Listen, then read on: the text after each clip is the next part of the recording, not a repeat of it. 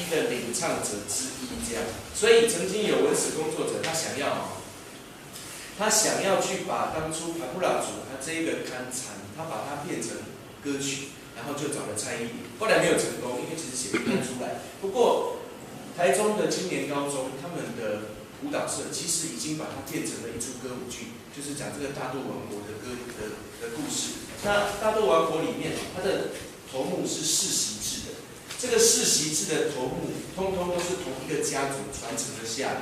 目前的研究因为现在的历史只能够去追溯到荷兰时期，那荷兰时期的那个头目相当的英勇善战，很漂亮，所以才可以带领他们部落里的勇士守住了那块土地。这样，可是很可惜，这个头目在荷兰人被郑成功赶走了之后，郑成功就是屯田制度，他就是想要占领更多的田地，所以他就派很多的人到处去屯田。其中有一个他派出来是刘伯轩，负责来攻打大肚王国，帕布拉族。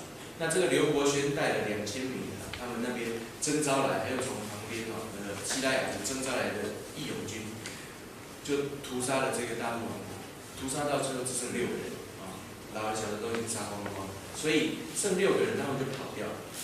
那跑掉了之后，原本的骁勇善战的这个头目，当然在那次的战役当中，他就死掉了。他的继任者是他儿子，那时候才3岁，所以6个里面有一个是3岁，还有他的叔公。所以后来他们逃跑了之后，就跑到了湖里，是由他的叔公辅佐这个3岁的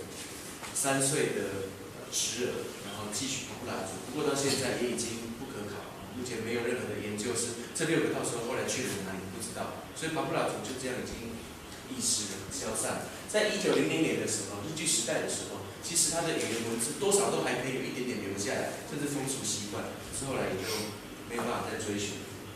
好，这是帕布拉族。所以我明天经过的时候，一路上是同样那块领域，是这些人，这些原本活在这块土地上的祖先已经不再住在这个地方。好，我们来看地图。来，明天我们从学校出发之后，出了校门右转，要往北走。那最终我们要接回台61线大马路。我们要走这个往上走保安宫，然后走到石浦社区，再左转彰二县道。我这样讲会太快？对，不好意思，因为这张地图它只有以下的英文字母。来，大家找到深仁国小。它的位置，请看最下面有英文字，在 N 跟 O 的中间那条线往上找。深仁国小看到吗？新来的朋友看到吗？旁边的帮忙一下啊。已经看不到。今天放在那边。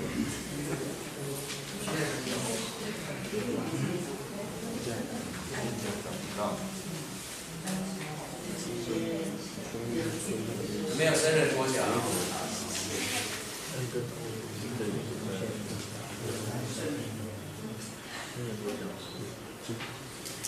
有，都可以吗？可以吗？深仁国小。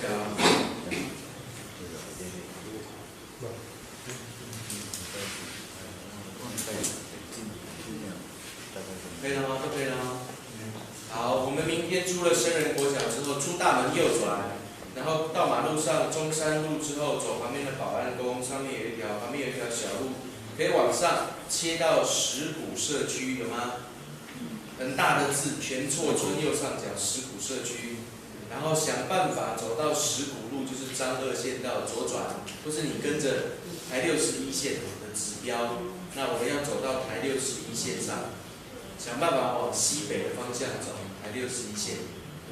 好，到了台61线之后，就沿着61线走这一段请小心，61线的砂石车在这一段很多很多。那记得我们要走逆向。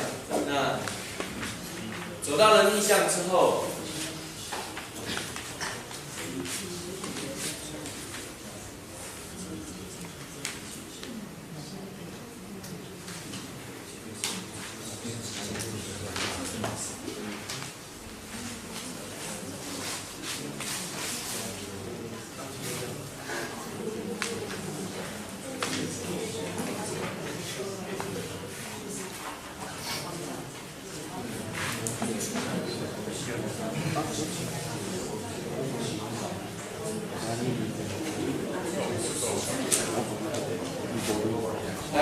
更正一下，为了要大家的安全起见，明天不要走61线，我们明天要走台17线，稍微好一点点。台17线怎么走呢？到保安宫之后，有看到一条建国路有没有？上面保安宫跟石鼓社区中间有建国路，建国路右转，这就是台17线，会接到台尾路、中兴路，然后过桥。中山大桥。对，过中彰大桥。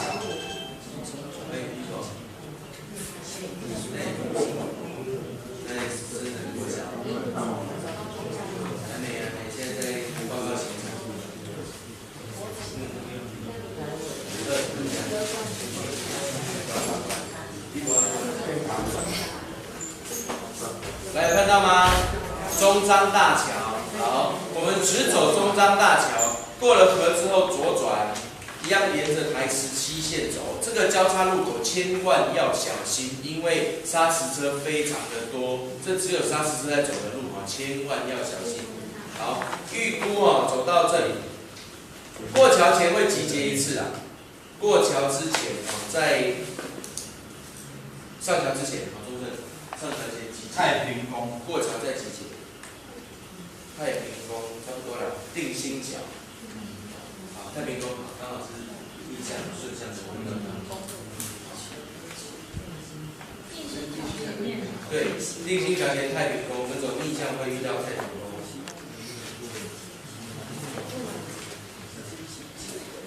大概在4.3公里的位置，好不好？1个小时之后出发之后，1个小时会遇到太平宫、定心桥，在这里集结。集结完再一起过中彰大桥，这个桥会有2.5公里长。过了中彰大桥还要再集结，才可以在一起过马路。这个马路真的很危险哦，请小心。好，过了马路之后左转，就沿着台17线走。那我们这个修改的行程大家就可以赚到2件事情。有一个好事，一个坏事。坏事是你没有办法看到台湾招潮蟹的故乡大肚溪口野生动物保护区，因为它在台61线的旁边。这一块地图上都画的是养殖池的，这个是大肚溪口野生动物保护区。台湾难得被划进国际湿地的一块湿地。可是好处是，它其实这里面被埋了非常多的集成灰跟重金属带药性，所以好处是我可以不用走在污染源旁边，好处是我可以不用走在砂石车旁边，比较安全。OK， 好，过了中彰大桥集结完，再继续左转之后，我们就正式来到台中的县境台中县境。那旁边这个有看到丽水村有没有？这个丽水村往内看，有看到台中火力发电厂。明天经过这里的时候，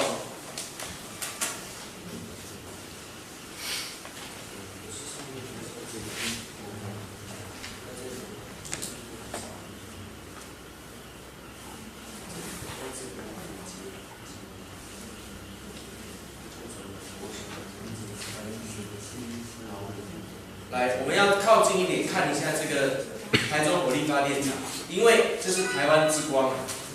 台湾的世界第一，它的2氧化碳排放量世界第一，可是它的发电量只有世界第23名污染就，它是烧煤的，那人家一直在跟他检讨说，现在其实因为你煤里面的杂质当然比较多嘛，你烧起来能源效率不高，你可不可以换一下，换烧别的？不过成本比较高了，所以大家就说那这样台电就会说电价要涨，那大家有的人就会害怕这样。不过人家曾经有算过，他说如果这边以后台中火力发电厂通通都是烧天然气的话，大概平均每一个人从0岁到70岁，如果你要假设从0岁你就要开始缴电费，一辈子70年当中你要多缴25000块，就这样子，你要多缴25000块的电费，但是就可以让它的碳排放量大的降低这样。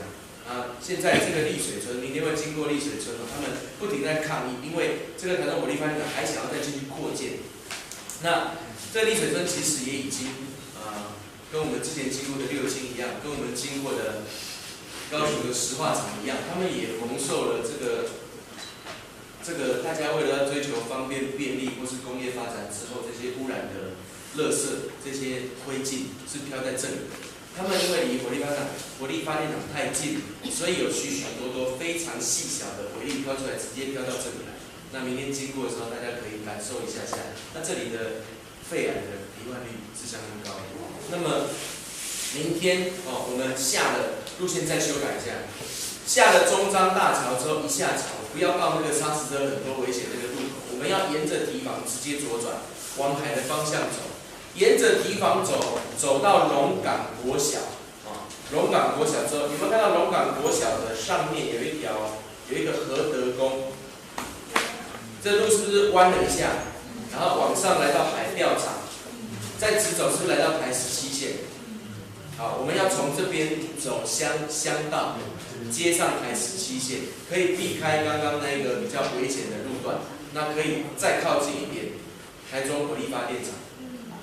好，记得哦，一下桥要左转走到龙岗国小，好，然后再直走接上台17线。那中间你会看到火力发电厂，这个火力发电厂它会盖好这一座，也是在1980年代，那个时候想要再一次的让经济再起飞，还想要再一次的让，因为当时候还没有它盖之前，其实在台湾的主要的发电厂，尤其是火力的，大概都在北部跟南部。他说中部是缺电，所以才想要盖这一座。不过当时的技术有限，所以盖出了这个样子。后来想要提升基础，它目前有10座炉正在烧，10座。现在台电一直想要再盖第11跟第12座，可是一直被挡下来。他希望可以在2019年的时候完工，把它再扩建。现在可以看到4根烟囱，明天如果盖完第11座、12座，会变成5根烟囱这样。那它还有另外一个世界第一的是它的烟囱是全世界火力发电厂最高的。明天去大家可以看一下。好。那我们就沿着台17线走了，再来会开始很长一段很不舒服的行程，因为你的左边全部都是往北走的话，你的左边全部都是台中港很高的墙，你的右边视线的右边会有台61线的高架桥，可是上面跟下面都是砂石车开来开去，所以那一段会很不舒服，请大家先有心理准备一下。那能够包的你包紧。然后一路上会有一些的全家跟 7 可以稍微休息。刚刚中正讲的就在这个围墙的旁边。那请大家要尽量靠墙一点，注意自己的安全，因为那段路没有人在走路的，全部都是开车，而且是砂石车，请大家注意自己的安全。好，我们就一路往上，看看明天的午餐在哪里哦。来看下一张的地图。这张地图有看到最右边有数字嘛？第一天来的朋友，第一次看这个地图的朋友，右边有阿拉伯数字，上面是第一格，最下面是15号，底下是英文字从 L 到 V， 有没有看到？好，我们报盒子就会用英文跟数字加起来报这样。来，我们看一下中午在哪里，请看到位置在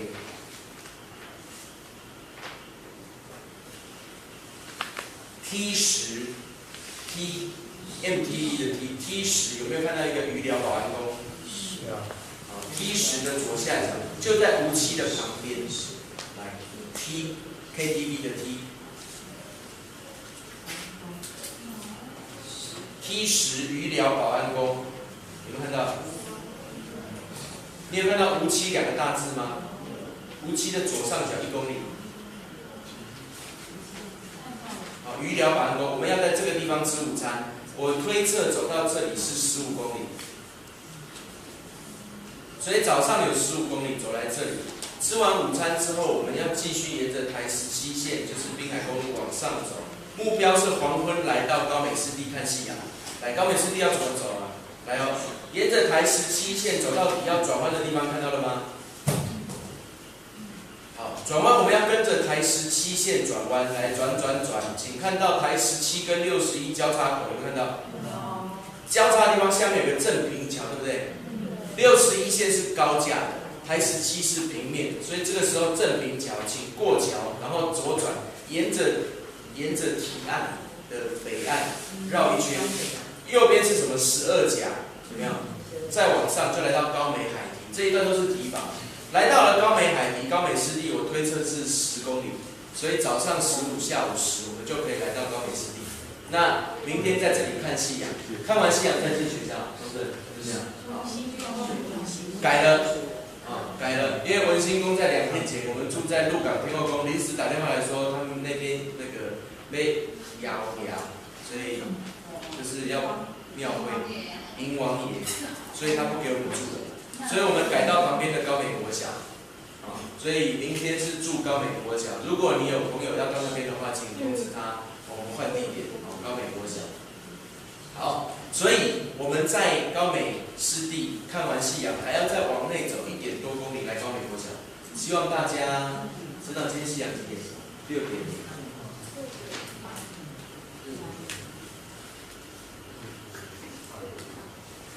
6点半，6点20，哇，说这样要。没有关系。那个7点晚餐就用买的，晚餐就送到地方去了。先吃完再先吃。回来再吃，不然他们会不回来。不回来那就吃你。7点回到学校。7点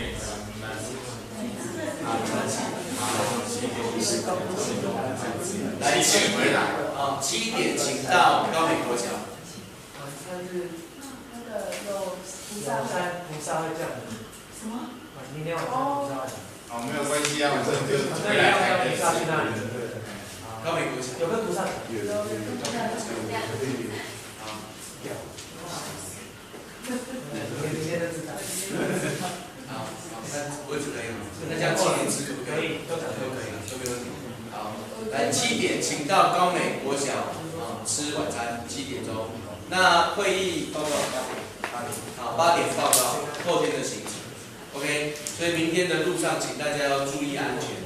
走在大马路的时候，千万要小心。那么我们经过台中火力发电厂的时候，还有另外一个，这个大家都知道，我们西海岸都可以看到白海豚嘛，对不对？有100只左右的白海豚住在我们整个台湾海峡里面。这个白海豚目前在全台湾的记录有被人们目击到离马路最近的，就是在台中火力发电厂。我们看一下到底在哪里。请看到火力发电厂最南边，就是这张地图的最下面，有没有看到最南边的那个玫瑰池底下有个南堤路？有没有？南堤路的堤防到底是不是那边就是港了？就是堤防跟港的交界处。全台湾目前白海豚的记录离岸最近的就在这个点边这个点被发现的，它离岸只有3公尺，大概就是从我这边到标哥吧，就可以看到中华白海豚。然后那时候有2只母子队从那边跳起来游过去这样。所以到目前为止中部的包括台中彰化有一些包括团体，他如果要带大家去看中华白海豚，大家都会跑到这个地方来讲解。那如果大家有机会下一次，明天的行程没有办法来到这里下一次你有机会来的话，在这边也有中华白海豚的解说扛棒，你就立在那个堤防的旁边，你这边可以看得到。明天没办法，因为走进去还要多走4公里，来回就要再多8公里，我们到不了。OK， 好，这是明天路程的介绍报告完毕。那个明天不要自己跑去看中华白海豚，绝对看不到的啦，因为我们09年去了2天，然后还有我也去过好几次这样子为了要去看它就每次都故意开车，那开车可以到，所以你们这次要自己去，可以自己开车去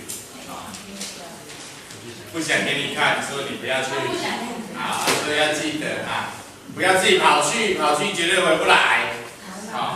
跑去的车子不接送，我就知道你想去，禁止你去不可以自己跑去，因为太远了在整个行程里面这样太远，你们以后可以自己去，以后再自己去，只是告诉你们，早知道我就驾照了，不要去。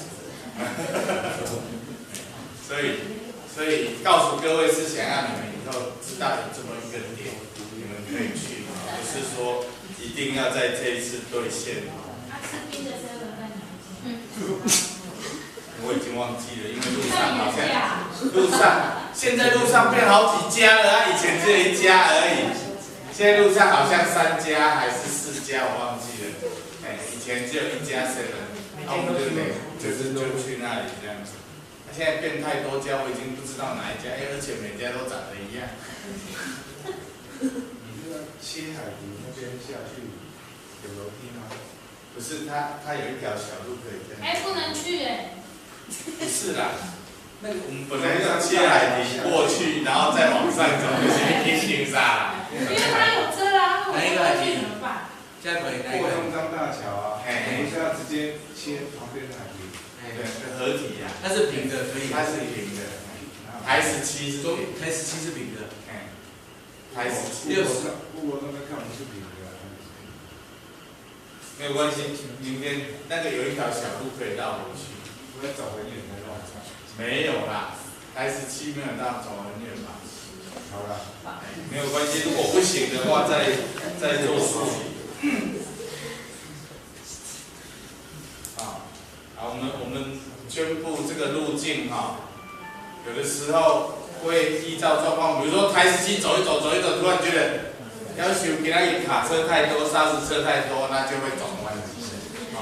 那所以你们在跟的时候，我们会绑这个红色的丝带，你们就跟着。在绑做记号的人记得转弯的地方绑，然后往那个方向的还会再绑一条这样。有的人会绑一串，让你看到，然后转过去再绑一串，就是往这边。中间如果一直都没有人绑的话，那就是自己走就对了。然后不然就是那个人已经没有红丝带了，不是？那就运气不好了，就没有办法。反正如果万一你找不到路的话，就照赵雷宣布的讲就对了，就走就对了。有没有问题 ？OK， 那今天就到这边哦。